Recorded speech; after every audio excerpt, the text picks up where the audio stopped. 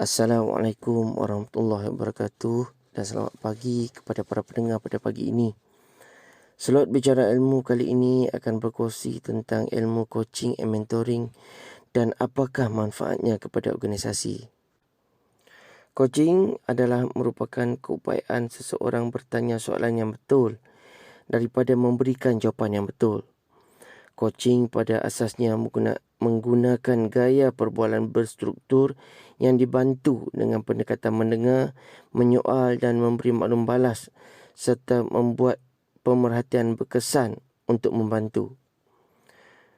Manakala coachee itu orang yang di-coach dapat meneroka dan memahami diri, potensi serta keadaan mereka sendiri, seterusnya membolehkan mereka mencari penyelesaian mereka sendiri.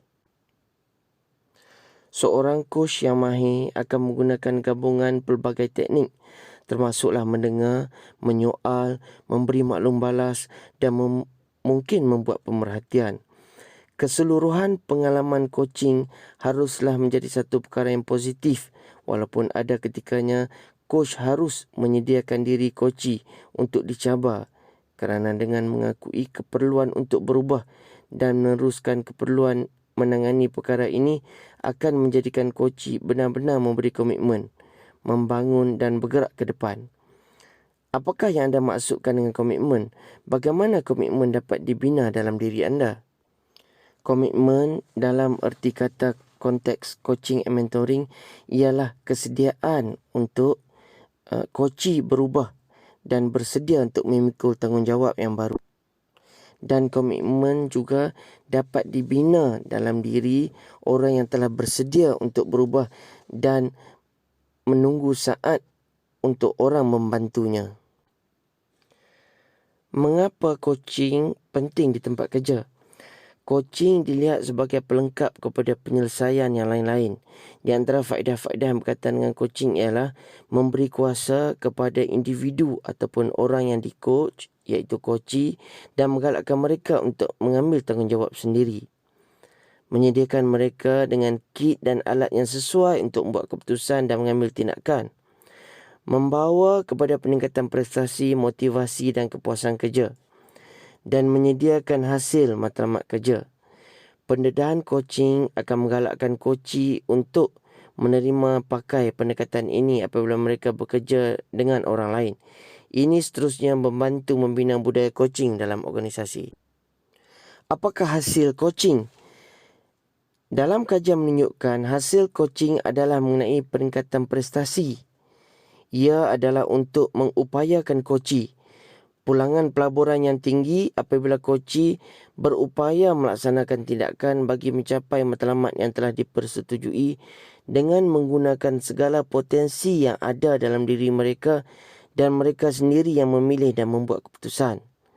Coach membantu coachee menggunakan potensi yang ada dalam diri mereka sendiri dan menyelesaikan masalah mereka sendiri, bukanlah coach yang membantu menyelesaikan masalah coachee.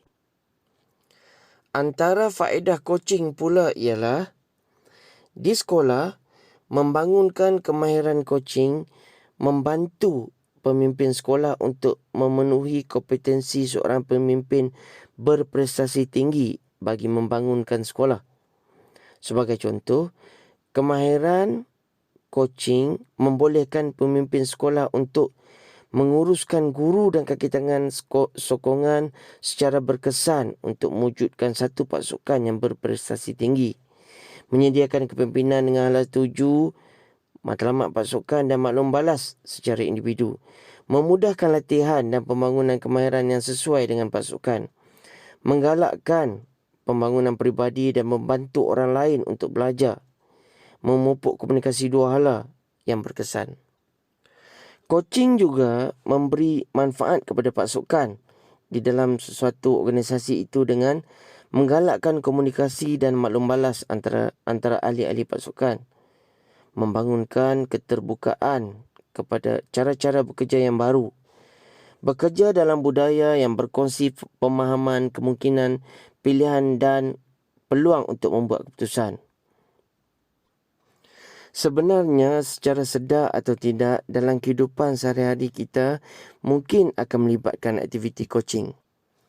Anda juga boleh dianggapkan menjalankan aktiviti coaching bila membantu coachee, iaitu orang yang ingin dibantu. Bila anda merapatkan jurang ketajaman fikiran, kepakaran, prestasi dan kecekapan dan membantu orang lain untuk membuat penemuan mereka sendiri terhadap masalah yang mereka hadapi. Mencari penyelesaian kreatif sendiri, membantu mencari penyelesaian kreatif yang sendiri, menemukan cara berfikir yang baru. Dan bila kita mencari cara untuk mengekalkan atau menambah baik prestasi orang lain atau satu pasukan, dan jika mereka memberi komitmen terhadap pembangunan personal dan menghargai kejayaan mereka, sebenarnya aktiviti coaching telah berlaku. Jadi bilakah masa untuk melaksanakan coaching? Peranan sebagai coach adalah lebih baik digunakan untuk interaksi yang bertujuan menggerakkan coachee ke hadapan dengan menggunakan semua idea dan penyelesaian daripada coachee sendiri. Peranan coach adalah untuk membantu coachee mendapatkan gambaran dan kefahaman mengenai topik perbualan. Bukan untuk menyelesaikan masalah untuk dia.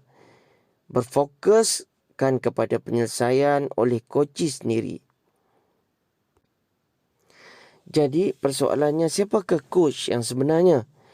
Seorang coach ialah individu yang mempunyai keinginan untuk membantu orang lain berjaya, dan bagi mereka yang mempunyai pengetahuan dan kemahiran yang diperlukan untuk bekerja melalui proses perbualan dan menggunakan pendekatan coaching.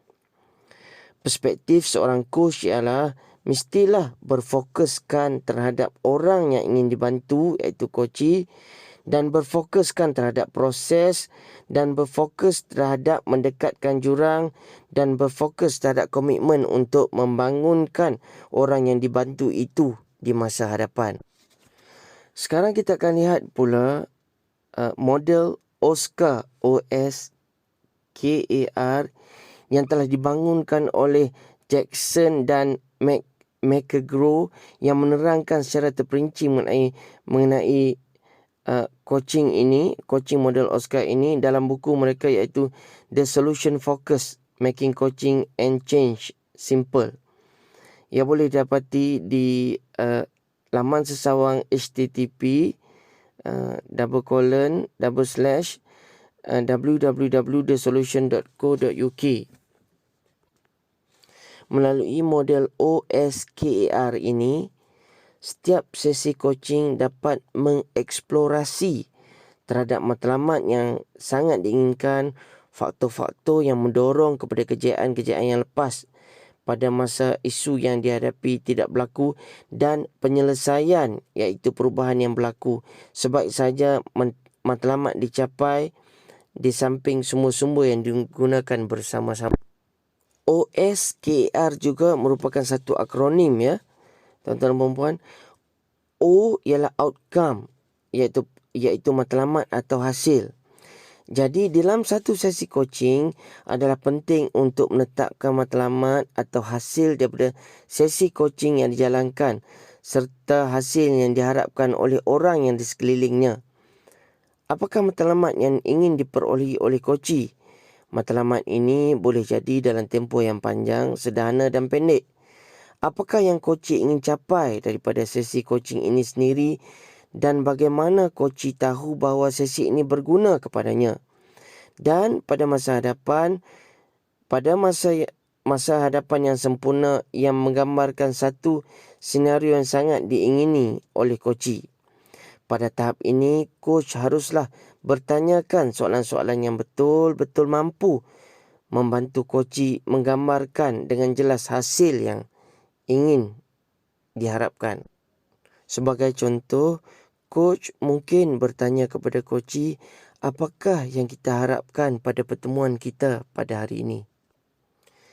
Dalam model OSCAR juga, ya tuan-tuan dan puan-puan, OSCARS merupakan scaling, iaitu proses membuat pengukuran. Tahap pengukuran di sini adalah bagi koci menentukan tahap situasi koci pada ketika itu dalam skala bertujuan menentukan objektif yang sesuai untuknya.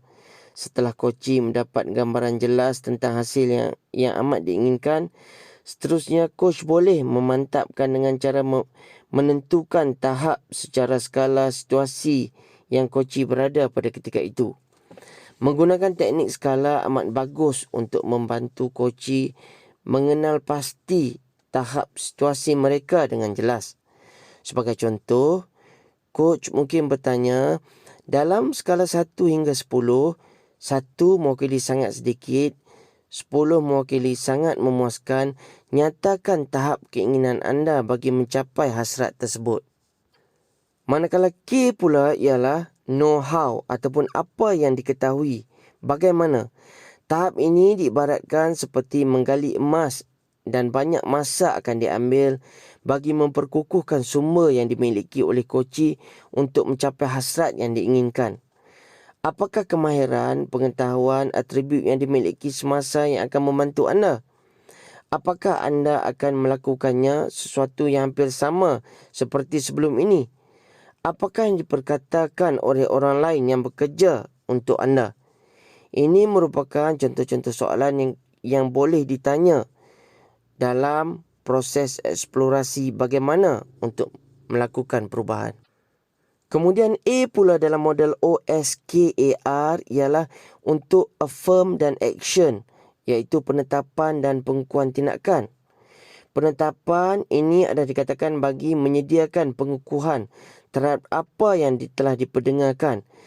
Membuat maklum balas ke atas komen-komen positif tentang kunci kekuatan dan atribut yang telah ditonjolkan oleh koci. Contohnya, saya kagum dengan pengetahuan yang anda ada dalam bidang ini.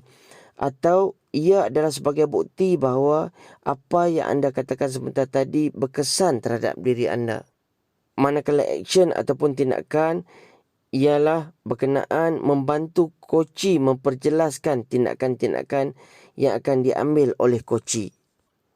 Secara ringkas, affirm dan action ini ialah kita menyokong koci dan membantu koci, orang yang ingin dibantu itu, membantunya membuat keputusan dan menggariskan tindakan-tindakan yang akan diambil. Manakala yang terakhir dalam abbreviation OSCAR ini adalah review ataupun mengulang semula. Tahap terakhir model coaching OSCAR adalah mengkaji semula proses terhadap tindakan-tindakan dan ia juga seumpama mengambil tempat sebagai permulaan kepada sesi coaching yang seterusnya. Penekanan dalam tahap ini adalah membuat rumusan semula aspek positif. Apakah yang lebih baik? Apakah yang telah kita lakukan? Dan apakah yang anda akan lakukan yang akan menjadikan perubahan itu berjaya? Apakah yang anda jangkakan perubahan ini akan berlaku, pada perubahan ini akan berlaku seterusnya? Sekarang kita sudah tahu secara sebab sedikit apakah itu coaching dan bagaimana ia dapat membantu orang yang ingin dibantu, iaitu koci. Mudah-mudahan ilmu yang sedikit ini dapat dimanfaatkan bersama. Wabillahi taufiq wal hidayah. Wassalamualaikum warahmatullahi.